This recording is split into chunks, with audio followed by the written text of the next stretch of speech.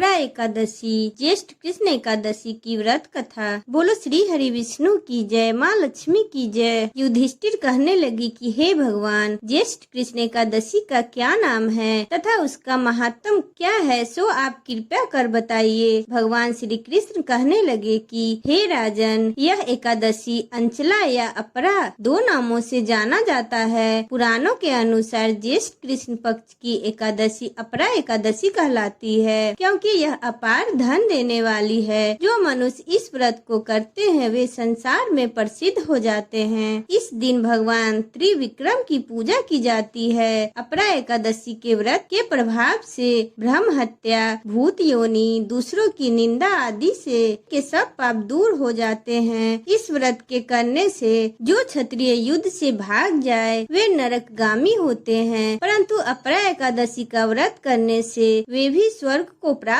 होते हैं। जो ऋषि गुरु से शिक्षा ग्रहण करते हैं वे अवश्य नरक में पड़ते हैं, मगर अपरा एकादशी व्रत करने से वे भी इस पाप से मुक्त हो जाते हैं। जो फल तीनों पुष्कर में कार्तिक पूर्णिमा को स्नान करने से या गंगा तट पर पितरों को पिंड दान करने से प्राप्त होती है, वही अपरा एकादशी का व्रत करने से प्राप्त होती है। मकर के सूर्य में प्रयागराज में स्नान से, शिवरात्रि का व्रत करने से, सिंह राशि के बृहस्पति में गोमती नदी के स्नान से, कुंभ में केदारनाथ के दर्शन या बद्रीनाथ के दर्शन, सूर्य दर्शन में कुरुक्षेत्र में स्नान से, स्वर्ण दान से अथवा अर्ध प्रसूता गौदान से जो फल मिलता है वही फल अपरा एकादशी के व्रत से मिलता है। यह व्रत पाप रूपी वृक्ष को काटने के लिए कुल्हाड़ी है, पाप रूपी ईंधन को जलाने के लिए अग्नि, पाप रूपी अंधकार को मिटाने के लिए सूर्य के समान, मृगों को मारने के लिए सिंह के समान। अतः मनुष्य को पापों से डरते हुए इस व्रत को अवश्य करना चाहिए। अपरा एकादशी का व्रत तथा भगवान का पूजन करने से मनुष्य सब पापों से छूटकर विष्णु लोक को जाता है। इसकी प्रचलित कथा के अनुसार प्राचीन काल में महेशध्वज नाम का एक धर्मात्मा राजा था। उसका एक छोटा भाई व्रजध्वज बड़ा ही क्रूर,